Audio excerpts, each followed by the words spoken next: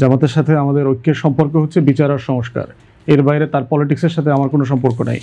আর তার পলিটিক্সের জবাব সে দেবে। ধর্মকে নিয়ে বাংলাদেশে যে কাউকে যে কোনো টপিকে রাজনীতি করবার অধিকার আছে। বামপন্থীরা রাজনীতি করছে না, মস্কো থেকে পিকিং থেকে জিনিস ধার করে নিয়ে আসছে না, তো সে মনে করতেছে বাংলাদেশ 90% মুসলমানের দেশ, সে ইসলামকে ভিত্তি করে রাজনীতি করবে। নৈতিক শিক্ষা তো সবাই থাকতে পারে, যে মতাদর্শ থাকুক না কেন, নৈতিক শিক্ষা তো সবারই জরুরি। সেটা তো রাষ্ট্রীয় দায়িত্ব। নৈতিক শিক্ষা তো শুধুমাত্র আপনার দল দেবে, ব্যাপারটা এরকম না আর কি। পুরো সমাজের নৈতিক অবক্ষয় হয়েছে, যেটা আপা কারেক্টলি বলছেন, ফ্যামিলি ভ্যালুস কমে গেছে।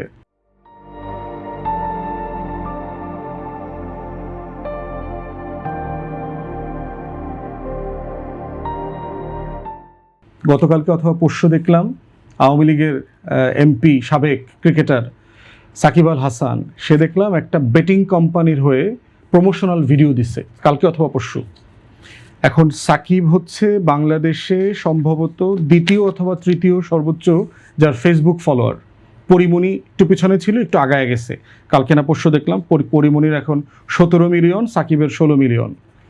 এখন সাকিব প্রতিদিন সে এখন শ্রীলঙ্কায় খেলতে গেছে, সে এই জুয়ার কোম্পানির জন্য প্রমোশন কোড টোড দিচ্ছে, কি পুরস্কার পাবে এগুলো বলছে।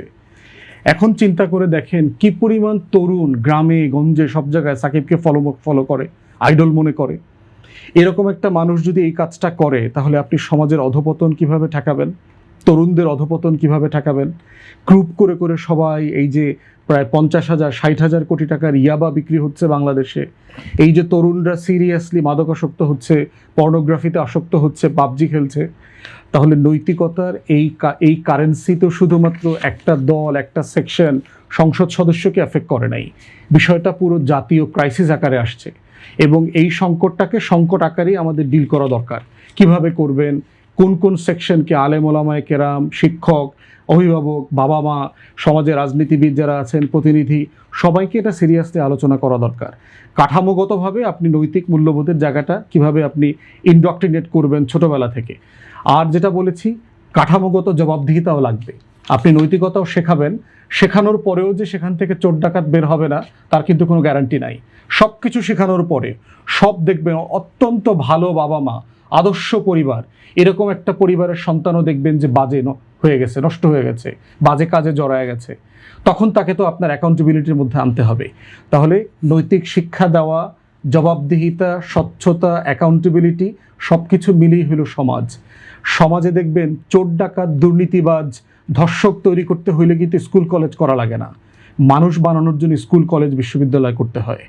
অতএব সেই জায়গাতে কাঠামোগত জায়গা, যেটা বারবার বলছি, ইন্ডিভিজুয়াল আইটেমের পিছনে গেলে আপনি রাষ্ট্রের এই সংস্কার করতে পারবেন না।